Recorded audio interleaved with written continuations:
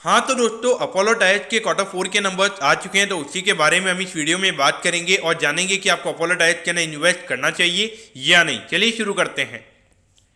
तो देखिए, सबसे पहले अगर हम डिविडेंड की अगर हम बात करेंगे तो यहाँ पे कंपनी ने 4 रुपये का डिविडेंड डिक्लेयर किया है, क्योंकि अभी करंट शेयर प्राइस के हिसाब से अगर हम बात करेंगे तो लगभग 1% के लगभग का यील्ड हमें यहाँ पे कंपनी का नजर आता है। अब अगर हम रेवेन्यू की अगर हम बात करेंगे तो पिछले क्वार्टर के कंपैरिजन में 2% से कंपनी के रेवेन्यू के नंबर्स हमें यहाँ पे कम होते हुए नजर आए हैं, और ये नंबर आया है 6,247 करोड़ पे। लेकिन अगर हम प्रॉफिटेबिलिटी की बात करेंगे तो ये नंबर हमें यहाँ पे 46% से बढ़ता हुआ नजर आया है, और ये नंबर आया है 427 करोड़ पे।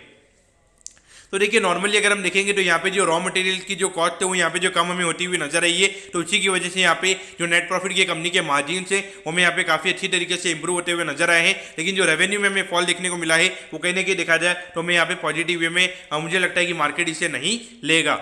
अब अगर हम ईयर ऑन ईयर बेसिस पर अगर हम बात करेंगे तो लगभग 11% का रेवेन्यू ग्रोथ हमें यहाँ पे कंपनी का नजर आता है। लेकिन अगर हम प्रॉफिटेबिलिटी की बात करेंगे तो ये नंबर 277% से बढ़ा है, यानी कि लगभग 3 से 4 गुना में यहाँ पे जो नेट प्रॉफिट का नंबर है वो हमें यहाँ पे ईयर ऑन ईयर बेसिस पे कंपनी का होता हुआ नजर आया है, और ये नंबर आया है 427 करोड़ पे। देखिए, पिछले साल अगर आप देखोगे जो क्रूड ऑयल के जो प्राइस थे अगर आप देखोगे काफी ज्यादा हो गए थे, तो इसकी वजह से जो मार्जिन था वो यहाँ पे बिजनेस का काफी कम हो गया था।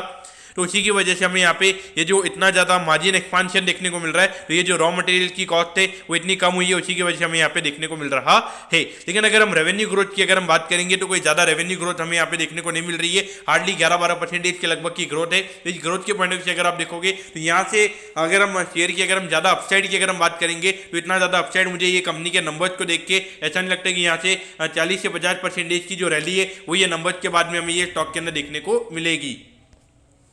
तो देखिए, 381 रुपीज़ के लगभग ये स्टॉक हमें ट्रेड होता हुआ नजर आ रहा है। ऑलमोस्ट अगर आप देखोगे तो अपने ऑल टाइम हाई पे ये स्टॉक हमें ट्रेड होता हुआ नजर आ रहा है। तो यहाँ पर आपको क्या करना चाहिए, तो देखिए मेरे ख्याल से देखा जाए तो अभी नंबर्स अच्छे हैं। एक बार के लिए 4 से 5% का गैप ऑफ ओपनिंग हमें यहाँ पे कंपनी के अंदर देखने को मिल सकता है। लेकिन देखिए, ऐसा कहा जाता है कि ये जो कंपनीज में जब नंबर्स काफी अच्छे आते हैं तो तभी इन्हें बेचने का टाइम होता है, और जब इन कंपनीज के नंबर लगातार बेकार आ रहे होते तब इनको बाय करने का टाइम होता है। तो इस पॉइंट ऑफ व्यू से देखा जाए तो मेरे ख्याल से अगर आप देखोगे पहले 200-250 के लगभग ये स्टॉक हमें ट्रेड होता हुआ नजर आता था, वहां से अगर आप देखोगे लगभग 400 रुपए के लगभग आ चुका है, यानी कि कहीं ना कहीं अगर आप देखोगे 50 से 60% की रैली हमें यहाँ पे ये स्टॉक में देखने को मिल गई है। तो उस पॉइंट ऑफ व्यू से देखा जाए तो अब यहाँ से कोई ज्यादा अपसाइड मुझे देखने को नहीं मिलता है, तो कोई रिकमेंडेशन नहीं है, लेकिन आपका व्यू देखना चाहिए। लेकिन हमारे ख्याल से यहाँ पे ये स्टॉक को बाय करके कोई चमत्कार रिटर्न आपको यहाँ पे मेरे ख्याल से नहीं मिलेंगे। तो दोस्तों, मैं होप करता हूँ कि अपोलो टायर्स के जो Q4 के नंबर्स हैं वो आपको अच्छे समझ में आ गए होंगे। अगर आपकी कोई भी क्वेरीज है आप कमेंट कीजिए, मैं जरूर आपके कमेंट पर रिप्लाई करूंगा। ओके दोस्तों, thank you, have a nice day.